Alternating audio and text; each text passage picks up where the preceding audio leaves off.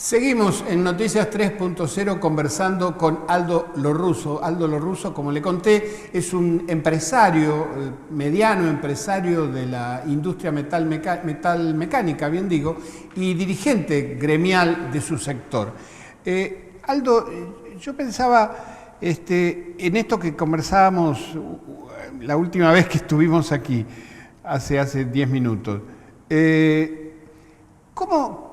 ¿Cómo se genera esta falta o por qué razón se genera esta falta de una clara conciencia empresarial que hace ver que las condiciones del Estado, digamos, generando un mayor desarrollo del consumo interno, etcétera, no es capaz de beneficiar a la industria? ¿Por qué no se visualiza eso de parte de un importante sector de industriales? Yo, y ahí vuelvo a lo que te decía antes, yo creo en la necesidad de una crítica hacia nuestro sector. Nosotros somos empresarios muy poco formados.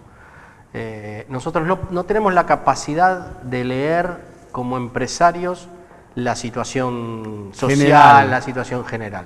Vivimos encerrados en nuestras empresas, claro. Vivimos leyendo un solo medio de comunicación, claro. Vivimos observando poco el mundo, no tenemos un perfil exportador, las pymes y el empresariado medio, o sea, no tenemos lectura de mundo.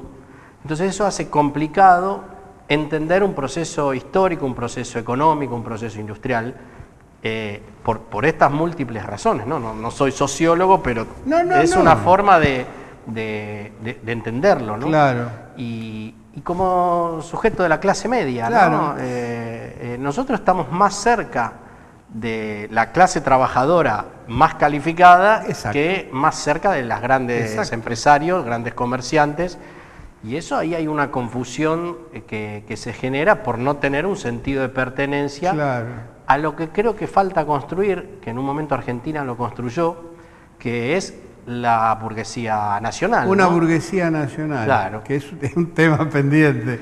Ahora, claro, porque el empresario lo que vive cotidianamente es que su cuello de botella es el impuesto, por un lado, y el salario, por el otro, o el costo laboral, para decirlo de otra manera. El contexto le cuesta más verlo. Y focaliza sobre un solo tema. ¿Sobre uno de los dos o sobre los dos? Ahora, vos fíjate que focaliza sobre el tema que instala un medio, claro, o una clase dominante. Claro. No, el problema son los salarios. Cuando en las grandes empresas el problema no son los salarios. En las grandes empresas el salario representa 3%, claro, 4%. En una industria mediana representa en un momento bueno el 15%, 16%. El momento bueno es decir un momento de buenos salarios. De buena actividad y de buenos salarios. Claro. ¿Sí? Entonces, sí que es cierto que hay impuestos distorsivos, que se podrían mejorar los convenios colectivos de trabajo. La UOM tiene un convenio colectivo basado en conocimientos del año 75, claro, y estamos en el 2019. Claro, que ya no existen. No existen ciertas actividades. Claro. Habría que discutir. Ahora, lo que yo no estoy de acuerdo, la flexibilización laboral no termina colaborando en un proceso industrial. ¿Por qué? Porque la flexibilización no te implica para el sujeto que trabaja en una empresa, para el trabajador, la necesidad de formación. No, claro. No. En cambio, en un trayecto formativo dentro de un convenio colectivo, vos podés tener un incentivo para progresar, tenés un incentivo para crecer, para que te importe la tecnología. Entonces, todo eso se debe amalgamar. Yo creo que también hay una falta de trabajo con el mundo sindical, ¿no? Y están desconectados, ¿sí? Hoy el mundo sindical está por un lado, a pesar de que nuestros trabajadores están representados, sí, por ello, hay una distancia muy grande. El mundo sindical piensa más en términos de gran empresa que de pequeña empresa. Por lo tanto, vuelvo al primer punto, es necesario recrear las condiciones de un acuerdo para... Vos estás hablando de una especie de acuerdo, de un gran acuerdo de los dos sectores fundamentales, digamos, de la economía. Sí, hoy capital, sobre todo el capital nacional, creo que estás pensando. El capital nacional es el dinamizador de la economía, claro, y el capital que está acá, claro, no el capital que está afuera, que hay mucho. Sí, claro. Y que ayer escuchaba hablar a otro dirigente industrial que decía, bueno, debemos enamorar ese capital para que vuelva. Ese capital no vuelve. El único capital es el que está acá, que es el nuestro, el de las, claro, pequeñas y medianas empresas. Claro. Ese capital es el que ponemos en marcha cuando la economía funciona. Claro. Ahora, ¿cómo utilizás ese capital y los recursos que son el trabajo principalmente, en un acuerdo para ponerlo en marcha y que nadie pierda. Porque hoy estamos perdiendo todos con la flexibilización laboral, la baja de costos laborales supuesta. O sea, es un acuerdo lo que hay que lograr. Y ustedes, tu sector, por ejemplo, Aldo, ¿vive esa situación de, digamos así, de dificultades de conseguir capital para invertir?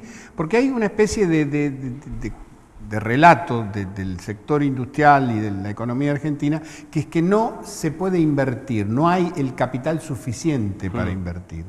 ¿Ese capital se puede generar y se puede invertir o necesariamente tiene que fugarse? No, de hecho la rentabilidad de las empresas cuando la economía funciona es alta y es una rentabilidad buena a nivel internacional. ¿A nivel internacional? Sí. En mi sector específico, en Brasil, se dice que una empresa gana mucho dinero cuando gana el 8%. Claro. O sea, porque nuestros sectores son sectores de volumen o de nicho. Claro. 8% es una buena rentabilidad en un sector industrial donde es capital intensivo. Claro, cuando la tasa se te va al 60, el 8% es una ridiculez. Claro. Pero sí que están las condiciones. El tema es el acceso también. Para el crecimiento es necesario el crédito, que es la movilización del capital acumulado en los bancos nacionales. En los bancos nacionales, claro. O el crédito externo. Yo creo que también el crédito externo, Argentina en el proceso anterior se desendeudó. El tema no es en qué endeudarte o no, sino para qué endeudarte. ¿Para qué endeudarte? El gobierno, por eso varias contradicciones. El gobierno anterior nos daba facilidades a nosotros para endeudarnos. Claro. Nos dio el FONAPYME, que era una tasa del 7%. Claro. Ahora, el gobierno no se endeudaba en el exterior para financiar después esos proyectos. Entonces no había la plata suficiente que se necesitaba para ello. Porque el capital en el modelo industrial se regenera a la vez que el capital se mueve dentro del modelo industrial. Claro. Entonces, bueno, ahí también creo que hubo una crítica para hacer y que hay que ver en el futuro.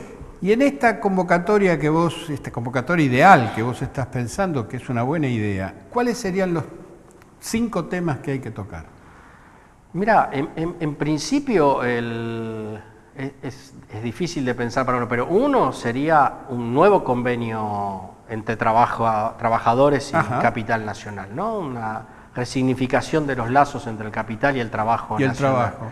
El segundo es este pedido de planificación de la economía. Estado. Claro. Porque quizás hay sectores que no son hoy viables para el contexto internacional. ¿Puede pasar? Puede pasar. Claro. Bueno, ¿qué hacemos con esos sectores y cómo hacemos una reconversión inteligente del proceso? O sea, no reconversión de cerrar la empresa, sino cómo ese capital que está ahí, cómo lo podemos trabajar. Perdóname, un ejemplo de esto.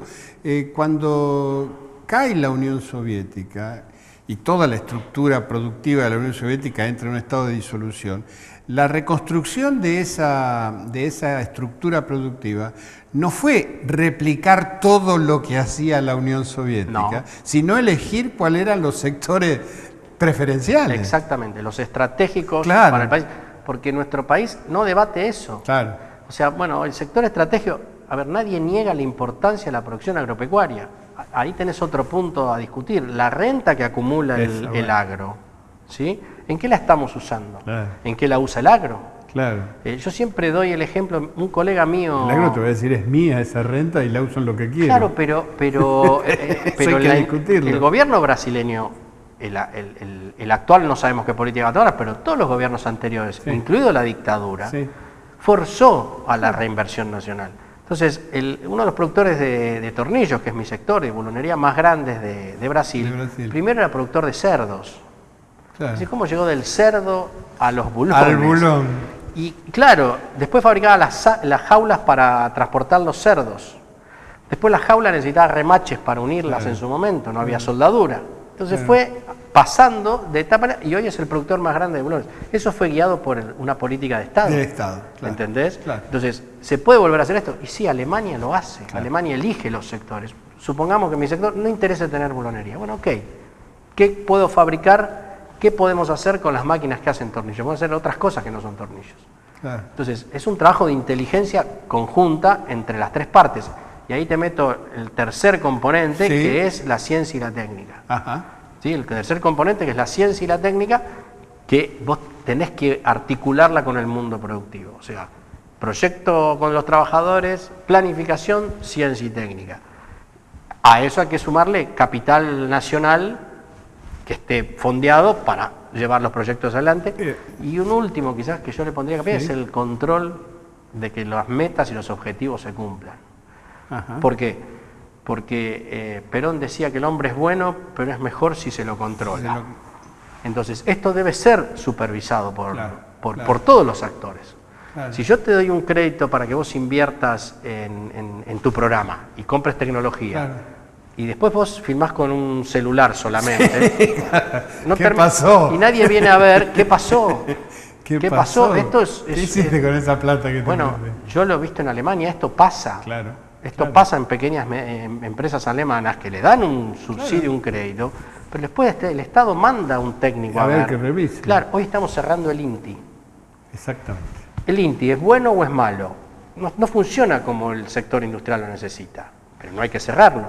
Hay que reformular su trabajo para que sea un organismo de control de estos procesos. Claro. O sea, tenemos todo el entramado científico, tecnológico y técnico para hacerlo, ¿sí? Y el último lugar es el lugar educativo, ¿no? La formación del ciudadano, la formación del trabajador, claro, la formación del empresario, tiene que ser continua. Exacto, y no parar nunca. Exacto. Así que, si me pedís así rápido armar un programa... Acá el amigo Aldo Russo, nuestro visitante, Aldo Lorrusso, nuestro visitante de hoy, dejó casi planteado un pequeño programa de 5 puntos para una reindustrialización del país. Gracias, Aldo, por tu visita. No, gracias a Julio por el espacio, muy agradecido.